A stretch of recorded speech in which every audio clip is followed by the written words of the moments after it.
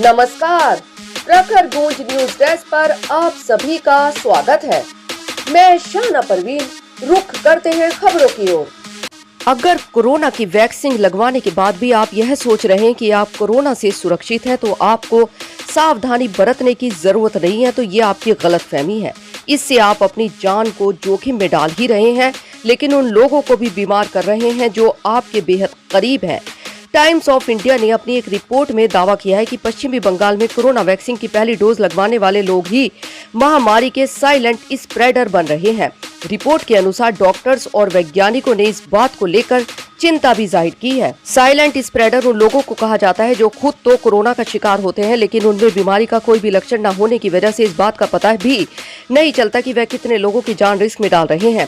बंगाल में इस तरह के तमाम केसेस सामने आए हैं जिनमें वैक्सीन लगवाने के कुछ दिनों के बाद ही लोगों में कोरोना के लक्षण नजर आए और टेस्ट की रिपोर्ट भी पॉजिटिव रही।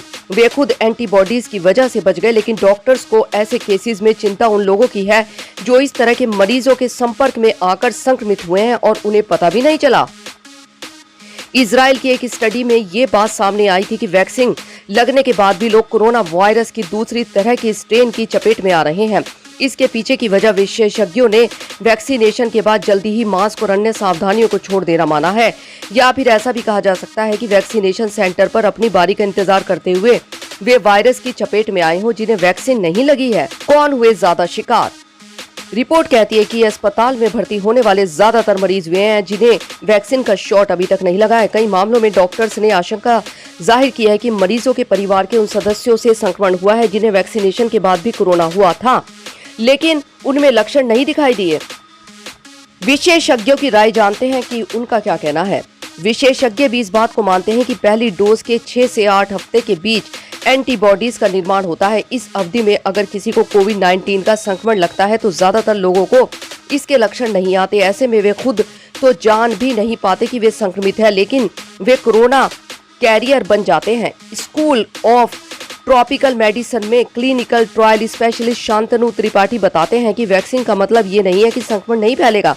इसका मतलब है कि वायरस से लड़ने की आपकी रोग प्रतिरोधक जो क्षमता है वो बढ़ जाएगी।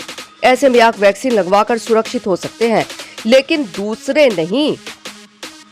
वायरोलॉजिस्ट अमीरुद्दीन मलिक की इस बात का भी जिक्र रिपोर्ट में किया गया है कि वैक्सीन की दोनों डोज सही समय पर लेना बेहद जरूरी है। वैक्सीनेशन के 14 दिन के बाद आपके शरीर में एंटीबॉडीज सबसे ज्यादा होती है, लेकिन अगर दूसरी डोज समय पर नहीं ली जाती है तो ये एंटीबॉडी एक वक्त के बाद कमजोर पड़ने लगती है। ऐसे में लंबे समय तक सुरक्षित रहने के लिए 28 दिन के बाद वैक्सीन की दूसरी डोज लेना भी जरूरी है। दोनों डोज लगवाने के बाद ही कोरोना के दूसरे म्यूटेंट्स से आप सुरक्षित हो सकते हैं। हालांकि इसके बाद भी कोविड प्रोटोकॉल का पालन करके ही आप अपने साथ साथ दूसरों को सुरक्षित रख सकते हैं।